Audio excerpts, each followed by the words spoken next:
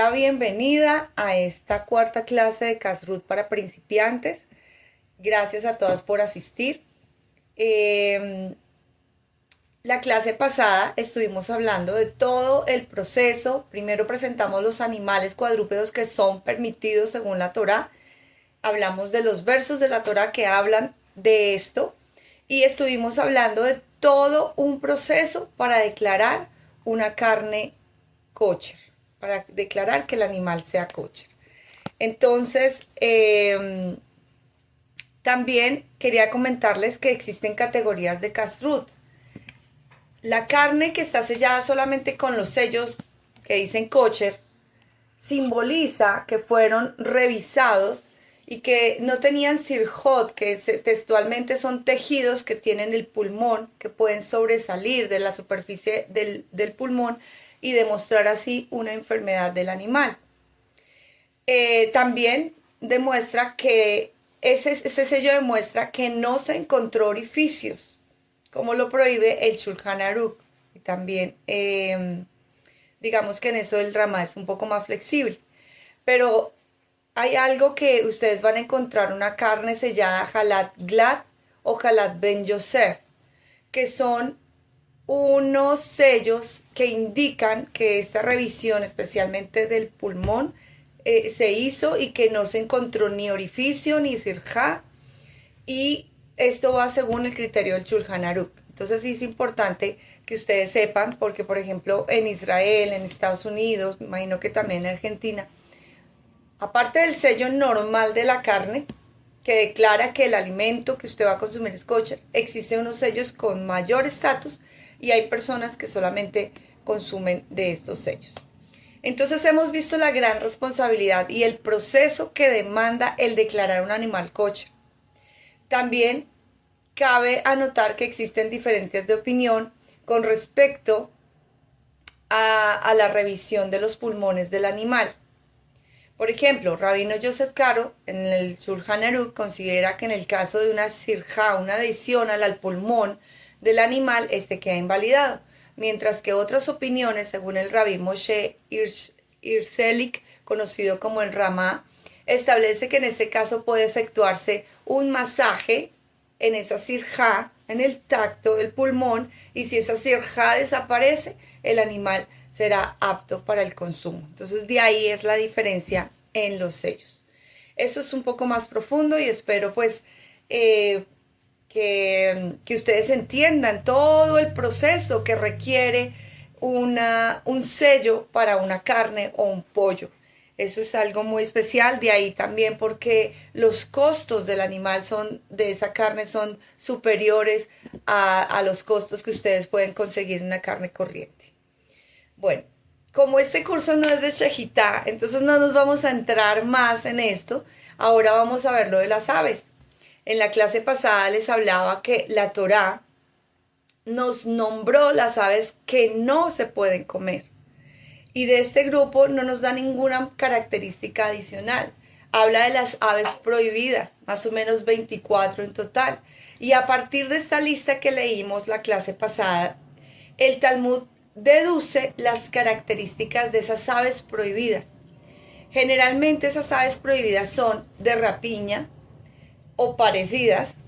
Estas incluyen el buitre, el cuervo, el halcón, la lechuza, el avestruz, el pelícano, la cigüeña, la garza. Digamos que si ustedes se dan cuenta en la lista, que era parte de la tarea, que ustedes se tomaran el tiempo y estudiaran cuáles son los animales según la Torá permitidos y cuáles no. Dentro de las aves habla que podrás comer de las permitidas, pero luego hace una lista de las aves prohibidas y son generalmente animales de rapiña. Las aves permitidas, entonces, ¿de dónde las sacamos? De la observación que hacen los sabios sobre cómo entonces sería una ave permitida. De estas conocemos, por la tradición oral, los animales que hoy podemos consumir. La gallina, el pavo, un tipo de ganso, como les mostraba en las diapositivas la clase pasada, que habla de un ganso especial y de un ganso especial que se podía comer en la mesa del rey Salomón. la paloma, las codornices, y se puede comer aves únicamente, estas aves que les mencioné, únicamente aquellas que fueron faenadas por el chojet y que han pasado por un proceso de chejitá, de inspección. Básicamente con el pollo es mucho más fácil, pero también tiene que hacerse con un cuchillo especial, tiene que hacerlo el chojet, cortar. Bueno, al final de la clase tendremos una sorpresa, espero que alcance a llegar para que nos expliquen bien sobre ese tema de cómo es que se corta un ave para que sea kosher. Es importante recordar que la Torá manda cubrir la sangre. Esto está en Vayikra, Levítico 17:13. Es decir, el dueño del animal debe pronunciar la bendición con el permiso del chojet, con el permiso de los chojet y los presentes, y debe hacerla. Básicamente nos está enseñando que se hace una consagración o se hace esta shejitá con una conciencia de que se está cumpliendo un mandamiento. Entonces se dice Baruch atah Amonai al kisui Adán Beafar. Eso es importante también que ustedes lo sepan. Es un proceso bonito que se hace antes de hacer la shejitá, una bendición. Entonces, toda ave de rapaz, toda ave rapaz, toda ave de rapiña, quisiera decir, son esos animales impuros. Y dos señales fueron entregadas para reconocer un ave rapaz o un ave rapiña según nuestros sabios. Entonces, ¿cuáles son? Cuando se le avienta la comida y el ave la agarra directamente en su boca. ¿Ok? No así piensen con las aves que son kosher. Estas aves de rapiña son capaces de agarrar directamente con su boca. Cuando se paran sobre un hilo, separan sus dos dedos del hilo, se separa sus dos dedos del hilo.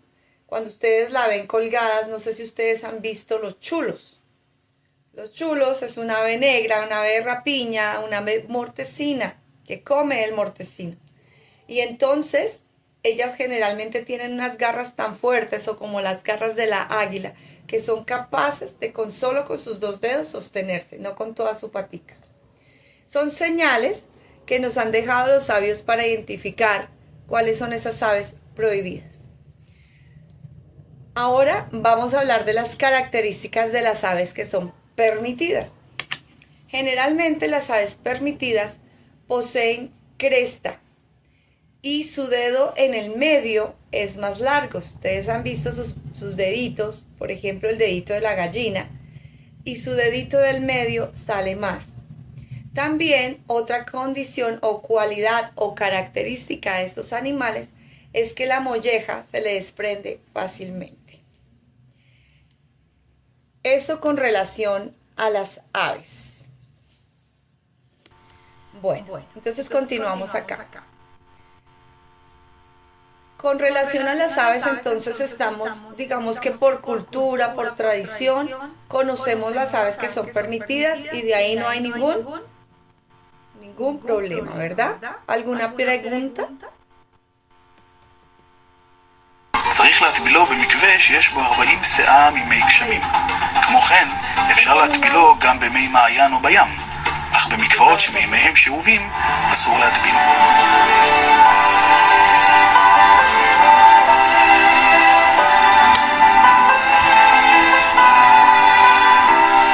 מהו בשר חלק? בשר המכונה חלק או לחילופין גלת הוא שם תואר כשרותי לבשר בהמה, חיה או עוף. Ustedes ven acá una piedra, esto ya es una parte del chojet. Miren todos los cuchillos acá especiales. Según el tamaño del animal es el cuchillo. Ustedes ven el chojet con una piedra especial. No es muy parecida a la piedra que usamos en la cocina para poder afilar nuestros cuchillos, pero estos tienen un gramaje especial. Es una piedra, son como 3 piedras y son especiales para afilar ese tipo de cuchillos. ¿Se dan cuenta que este cuchillo, por ejemplo, no tiene punta? Ese es un cuchillo chejitá, miren. Observen aquí. אשר מלידתם עד לאחר שחיטתם לא נמצאו בהם שום ספקות או חששות הלכתיים הנוגעים לכשרותם. בבהמה וחיה, הדגש הוא שלא היו בהם סריחות בריאה. סריחות הם... Miren la forma como está haciendo la prueba el shohet con la uña. Cómo pasa esa navaja sobre su uña y ahí ellos pueden sentir si tienen alguna mella el cuchillo. Y tienen que lijar hasta que el cuchillo esté totalmente afilado, sin ninguna mella. דבלולים, כי הן רצועות רירים הנמשכים מדופני הריאה, המעידים על הימצאות חור בריאה או על כך שעתיד להיות חור בריאה, פגם המטריף את הבהמה. בעוף, הבעיות השכיחות הן קרע בצומת הגידים שבשוקי העוף, או מראה חולי בריאות. מהו בשר כשר? הגדרת המונח בשר כשר היא בשר שהיו ספקות כלשהם לגבי כשרותו, ועל ידי הסתמכות על שיטות פוסקים בהלכה המתירים ספקות אלו, נקבעה דרגתו ככשר, שמשמעותו לא מוסכם על כל הדעות בהלכה. חובה על כל יהודי להקפיד על קניית בשר ומוצרי בשר כשרים למהדרין, ואין מקום להתפשרות ברמת כשרות הבשר, שבאכילת כזית מבשר שאינו כשר עוברים על איסורים חמורים מן התורה, כגון אכילת בשר שאינו נשחט, נבלות, טרפות, גיד אנשה, חלבים, דם ועוד.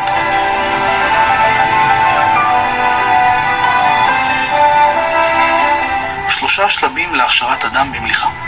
שלב א', השריה. יש להשרות את הבשר כשהוא מופשר ונקי בתוך כלי עם מים למשך חצי שעה, וזאת בכדי להוריד את הדם והלכלוך שנדבק על פניו. ¿Vieron esta parte tan bonita de cómo se hace todo el proceso? Es una fábrica, una industria de chejitá, de todo el proceso de kosher. ¿Les llamó la atención algo ahí en ese video? Fíjense en ustedes, eso es incluso en Estados Unidos estaba viendo un video de miles de pollos que ellos sacrifican y todo el proceso de salado, todo el proceso de luego enjuagar. En la última parte alcanzaron a ver un pedacito como una piscina llena de agua, llena de pollos, limpiando la sangre. Entonces ese es un proceso hermoso porque todo es en pro del cumplimiento de la Torá, todo es en pro de obedecer a Hashem y nuestras tradiciones. Entonces quería mostrarles ese video. Tengo una colección de videos súper lindos, porque imagínense que cuando estemos en lo de cacherización, ahí vamos a estar viendo todo el proceso de cacherización con esos videos, que me parece súper chévere y didáctico. Ahora, para ir avanzando, ya hablamos de cuadrúpedos, ya hablamos de aves, ahora vamos a pasar para los pescados. ¿Cuál es la ley para poder consumir un pescado? Un pescado kosher debe cumplir con dos condiciones. ¿Cuáles son? Que tenga aletas y escamas. Muy bien, tener aletas y tener escamas. Todos los demás están prohibidos. Esto incluye, señorita, los mariscos comunes, los cangrejos, las ostras, los langostinos, que tienen de pronto esos animales que tienen una escama dudosa, o que de pronto su escama solo se ve a través de un microscopio, ¿sí? Esos también estarían prohibidos. Maimónides así expresa: todo aquel pez que tiene escamas también tiene aletas. Por lo tanto, vamos directo a la señal. Si un pez tiene escamas, entonces estaría permitido. Pero se habla siempre de que cumpla las dos condiciones. Esos peces que aparentemente nacen sin escamas, pero cuando van llegando adultos comienzan a visualizarse sus escamas, están considerados aptos. También son aptos los peces que al salir del agua pierden sus escamas. ¿Sabían ustedes? De pronto nosotros, y más en las ciudades, no conocemos sino que el salmón, que la trucha, que la mojarra, que el lenguado. Pero las personas que viven en las costas o cerca a los ríos saben de muchas cantidades de diferentes peces que cumplen con estas dos condiciones. Aunque las escamas solo se vean poniendo el pez frente al sol, de cualquier manera es un pescado permitido. Peces que no se pueden ver sus escamas, sino solo a través de un microscopio, no se considera que tenga escamas. Y tampoco serían aptos los peces cuyas escamas son filosas o que son como unas agujas pulsantes. Entonces en el tema de pescados es como mucho, pues es mucho más fácil porque pues ahí sí no se necesita un shoher, ahí sí pues el pescadito como nos llega y lo importante es que cumpla con estas dos condiciones, que tengan aletas y que tengan escamas. Hay peces con todo el desarrollo de la ciencia que han sido trabajados genéticamente para producir sus escamas. Estos estarían prohibidos. El pescado molido, y de aquí me quiero detener, porque a veces se compra pescado molido o pescado en filete, y ya cuando se trae esos trozos, esos trozos de pescado que vienen sin la piel, si no hay una supervisión rabínica, es decir, si no tienen sello, no los puedes consumir. Es necesario verificar la existencia de esas escamas. No podría ser consumido. Les digo esto porque en Colombia se vende mucho filete de róbalo. Si uno va a ir a ver el róbalo en su estado original, él tiene escamas. Pero cuando te venden el filete, tú no sabes si realmente es el filete o el filete de tilapia. Si no es una fuente confiable, no se debe comprar si no tiene escamas. Hoy en día en el Éxito hay tilapia con escamas, y si usted necesita, las que están en Bogotá, un proveedor de pescado que le asegure que es kosher, tenemos un señor judío que nos provee el pescado.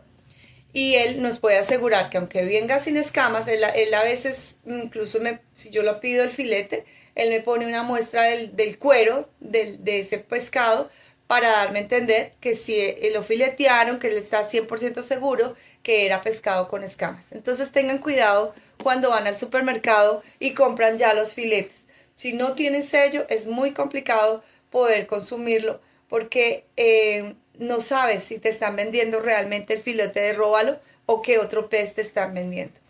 Además de las escamas, es vital prestar atención a la presencia de insectos que habitan en los ríos y mares y que se adhieren a los peces. Esto es súper importante. No nos podemos relajar que como nos llega el pescado, sí, el pescado es kosher, tiene escamas y filetes y solamente una media jugada. Resulta que hay muchos insectos, muchos parásitos que se pegan. Voy a estarles mostrando ahora unas fotos que se pegan al estómago del pez. Entonces es importante lavar bien esos pescados.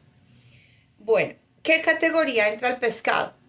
El pescado entra a una categoría parvi. Y aquí ya nos vamos de verdad introduciendo a lo que va a ser ese tema entre leche y carne, más adelante en nuestro curso, muy pronto, que nos va preparando para tener nuestra cocina cacherizada. Debemos tener utensilios parvi, es decir, un utensilio parve es el que no es ni carne y tampoco es lácteo. Entonces, el pescado es considerado parve. Es decir, que usted lo puede consumir con lácteos o con carne, no juntamente, pero sí uno después del otro, y no necesitas esperar, como lo vamos a ver más adelante, que lo que pasa cuando comemos carne, que nos toca esperar 6 horas para poder tomar productos lácteos. El pescado no. Usted puede comer su pescado y después se juega las manos y después cambiar a carne, o se juega las manos y después tomar algo lácteo. No juntamente, aunque hay tradiciones que permiten ponerle mantequilla al pescado o ponerle queso al pescado, los askenazí, los sefarditas no. Se acostumbra a comer o beber algo neutro entre el pescado y la carne. Hago un paréntesis, por ejemplo en Shabbat. En Shabbat acostumbramos a servir por el orden de la creación, vegetales, el pescado y luego el pollo o la carne. Entonces, cuando usted vaya a hacer una diferencia entre el plato que va a servir, recoja todo lo que tiene pescado, los utensilios que usó con pescado, los levanta de la mesa, se juega las manos y luego sí puedes traer la presa de pollo o la presa de carne.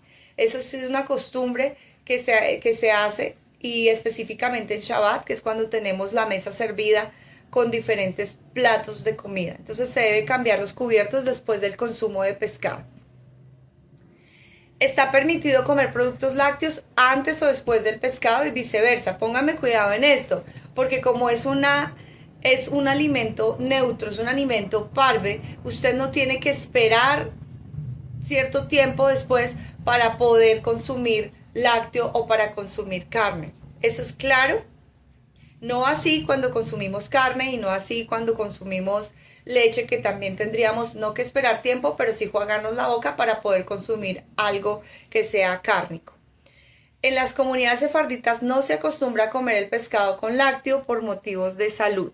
Esta semana estábamos leyendo una ley que en el libro de Kashrut para el alma o dieta para el alma dice que según la costumbre algunas sefarditas podrían hacer su pescado en mantequilla, pero no así en leche y tampoco ponerle queso encima. Pero la costumbre general es que el sefardita no consume pescado con lácteos. Bueno, ¿qué pasa con los huevos de pescado? Para las personas que les gustan los huevos de pescado.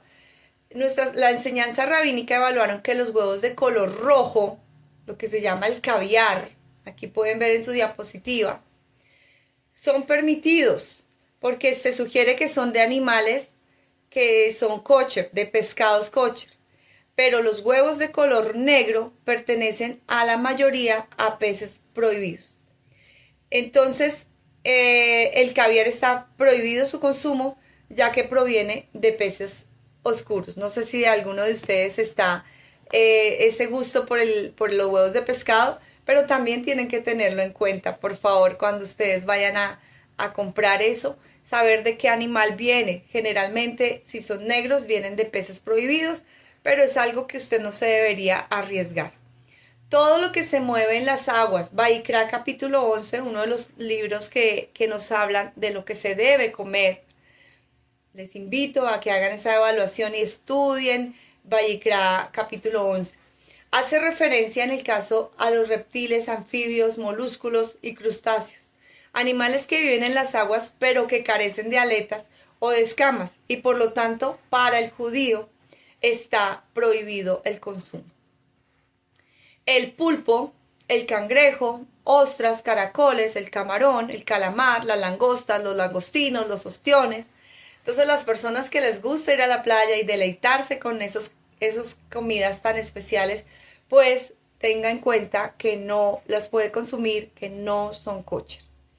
Se sugiere no filetear o moler pescados kosher con los mismos elementos que se utilizan para los pescados no kosher.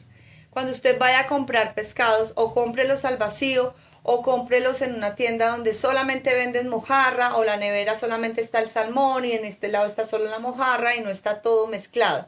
Aunque, pues todo está en frío y no hay, ¿cómo se dice?, mezcla de grasitudes, usted debería evitar comprar en esos lugares que no son confiables. Vuelvo y les digo, por lo menos las de Bogotá tienen un proveedor de pescado que es judío y que nos garantiza que lo que nos va a llegar a nuestra casa es kosher. Si usted no, pero usted va a la plaza, en las plazas grandes está el proveedor de solo mojarras, el proveedor de solo salmón, en esos sitios usted puede comprar.